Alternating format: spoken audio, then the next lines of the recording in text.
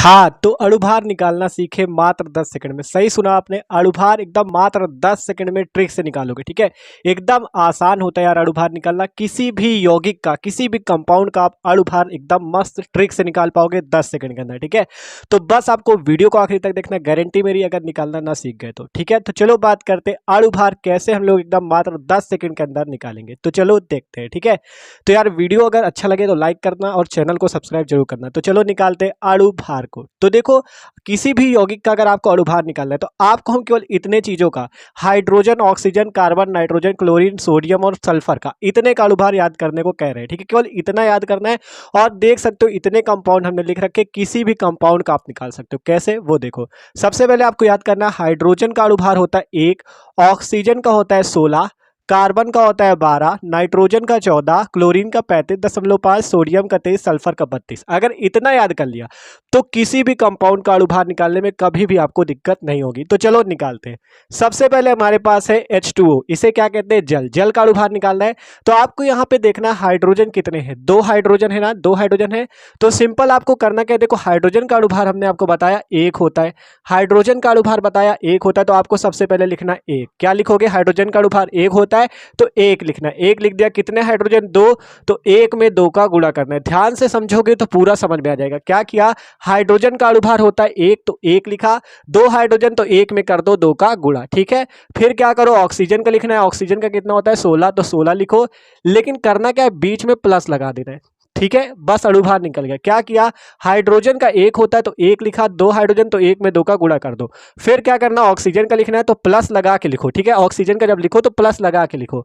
तो 1 गुणे 2 प्लस 16 कर दिया। अब इसे आपको जोड़ देना है, 2 प्लस 16 जोड़ोगे तो कितना आ जाएगा, 18। बस यही है H2O का अणुभार, 18 होता है। एकदम मस्त तरीका है, एकदम ट्रिक से याद करोगे। ठीक है, अब इसी प्रकार NaOH के निकालते हैं। सिंपल NaOH, 3 लोग हैं, Na है, ऑक्सीजन है, हाइड्रोजन। तो Na का कितना होता है, 23 होता है। तो सिंपल आपको 23 लिखना है। ऑक्स फिर क्या लगाओगे, जैसे यहाँ पे प्लस लगाया, जब दूसरा कोई आ जाए, जैसे सोडियम के बाद ऑक्सीजन आया तो आपको प्लस का चिन्ह यूज करना है। जैसे यहाँ पे किया था, हाइड्रोजन के बाद ऑक्सीजन आया तो प्लस लगाया, वैसे ही सोडियम का लिखा 23 होता है।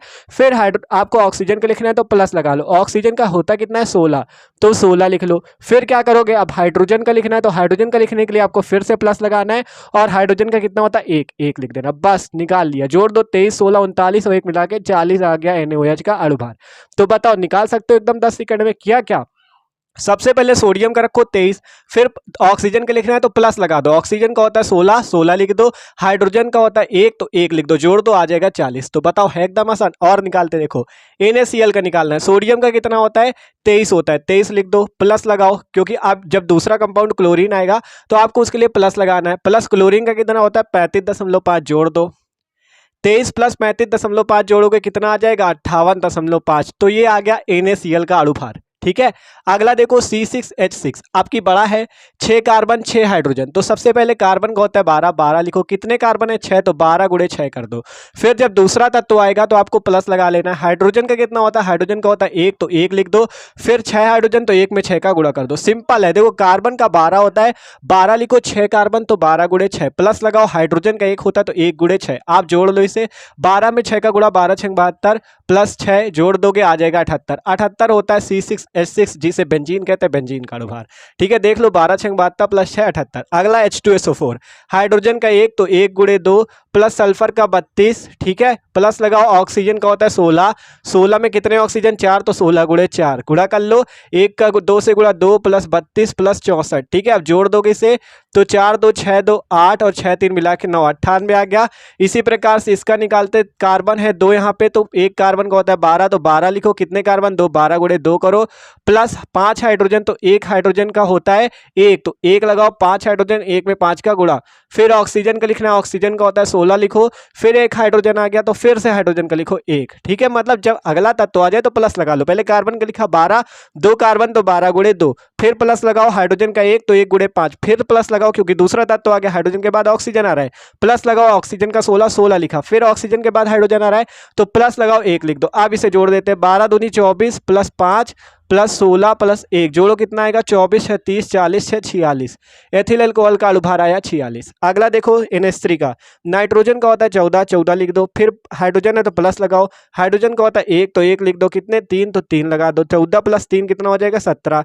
इसी प्रकार से C6H12O6 का निकालते हैं, कितने कार्बन 6 तो 12 होता है कार्बन का, तो 12 कितने कार्बन 12 गुणे 6, प्लस हाइड्रोजन का होता है 1 तो 1 लिखो, 1 गुणे 12 हो जाएगा क्योंकि 12 हाइड्रोजन, प्लस ऑक्सीजन का कितना होता है 16 तो 16 लिखो, कितने ऑक्सीजन 6 तो जोड़ दो, अब 12 छंग 72 प्लस 12 प्लस 96 हो जाएगा 180। ठीक है, देख सकते हो 6 2 8 2 10 0 1 और यहाँ पे 7 1 8 9 17 1 18 180। तो देख सकते हो सारे कंपाउंड का आप अणुभार एकदम मस्त तरीके से निकाल सकते हो। केवल इतना याद रखना, हाइड्रोजन का 1 ऑक्सीजन का, इस टाइप से आपको केवल इतने अणुभार याद कर लेने। और करना क्या, जब पहले का लिख लो 2 हाइड्रोजन थे तो 1 गुणे 2, फिर क्या करो जब दूसरा तत्व आ जाए तो प्लस का चिन्ह यूज करो, प्लस लगाया ऑक्सीजन का लिख दिया 16 जोड़ दो 18 आ जाएगा। तो इस तरह से भैया आप एकदम मात्र 10 सेकंड के अंदर अणुभार निकाल सकते हो। तो वीडियो अच्छा लगा हो तो लाइक कर देना और चैनल को भी सब्सक्राइब जरूर कर लेना। ठीक है, तो देख सकते हो, स्क्रीनशॉट लेना चाहो तो ले लो।